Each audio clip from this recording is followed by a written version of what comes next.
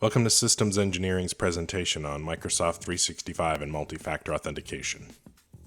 Before we get into multi-factor authentication, let's first talk about the problem with usernames and passwords. Usernames are usually easy for a hacker to figure out.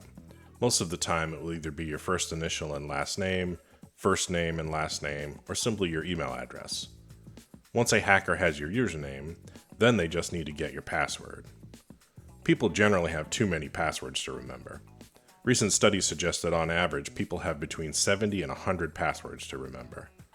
Because of this, many users choose to use the same password or variations of that password for everything. Up to 73% of passwords are duplicates. In this stolen password scenario, one of many possible scenarios, we see that Sally Tester has used the same password for her work account that she also uses for her Facebook and eBay accounts. She even uses the same prefix for her username on all three accounts, as you can see in the highlighted text. In this hypothetical scenario, a hacker has breached eBay's security and has stolen hundreds of thousands of passwords. One of those passwords is Sally's. The hacker then feeds the stolen password list into a bot that will use this stolen password list to attempt to gain access to other sites that Sally uses. They might look at Sally's Facebook page to determine where she works, then use the stolen password to gain access to Sally's work email. Once the hacker has successfully logged into Sally's work account, they can then use this account to gain access to company data, encrypt that data, and hold it for ransom. The hacker can then impersonate Sally and use this to compromise other user accounts within the organization, as you can see in this sample email. Hackers will often target the executives of the company, then use that person's identity to trick employees into gaining additional access to company data. People are less likely to question a request coming from people in higher positions within the company. This is just one example of what can happen when a user's password is stolen from one organization and then used to compromise another organization.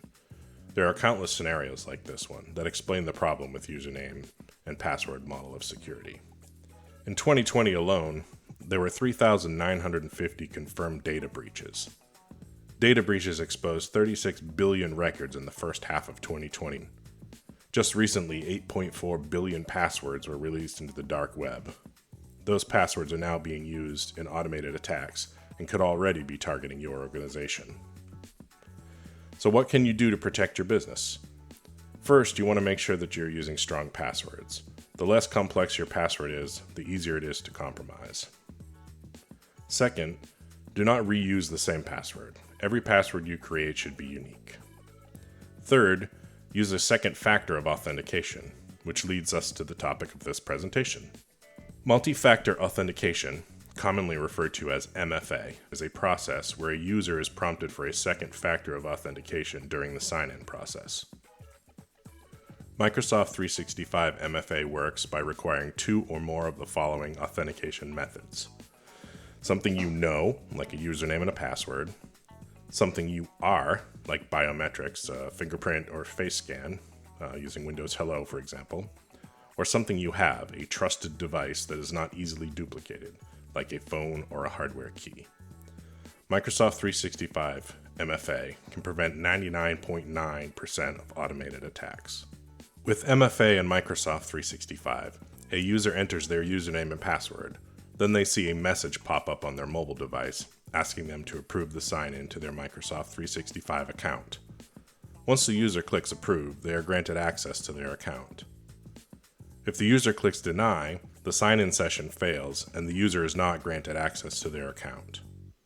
It is important to train employees on the use of MFA so that they understand that they should not approve access if they themselves are not currently attempting to log into their Office 365 account.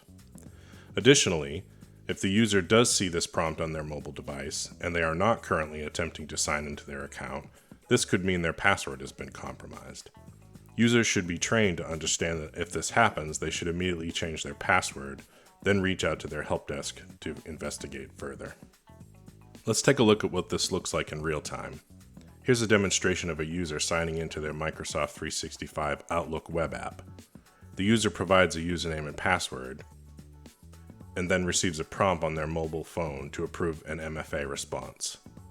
The user clicks approve and is allowed access into the Outlook web app.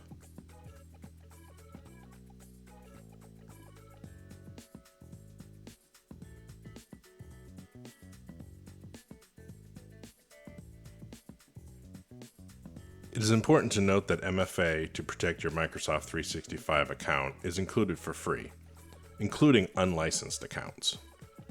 The Microsoft Authenticator app used for MFA on mobile devices is also a free app. The Microsoft Authenticator app can also be used for many other services that use rotating codes like Google, Facebook, Amazon, eBay, PayPal, and many more. Microsoft MFA currently supports the following methods of authentication: Authenticator app, which is a prompt on the user's mobile device to approve; text message, where a code is texted to the user; phone call, where the user answers a call and presses pound to approve; or verification code from a mobile app or hardware token, where the user enters the code from the device. Microsoft 365 MFA, also referred to as Azure MFA, is supported with many third-party products as well. This can be integrated through an NPS server, also known as a Radius server, or via SAML authentication directly to Azure Active Directory.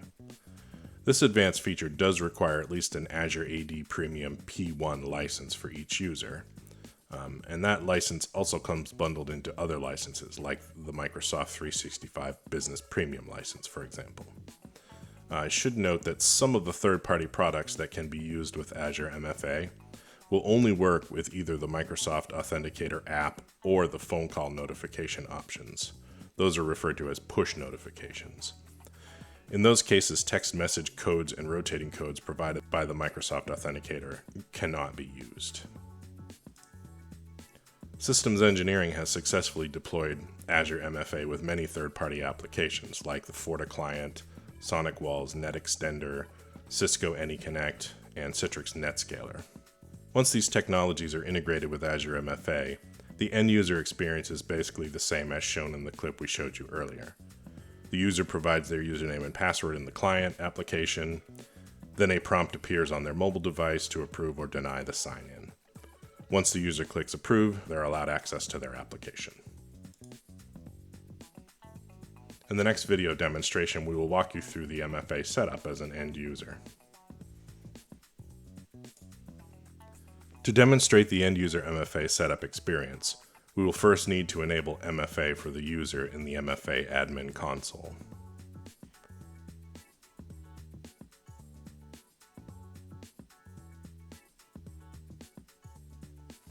Now that we've enabled MFA for this user, we will sign into Office 365 as that user.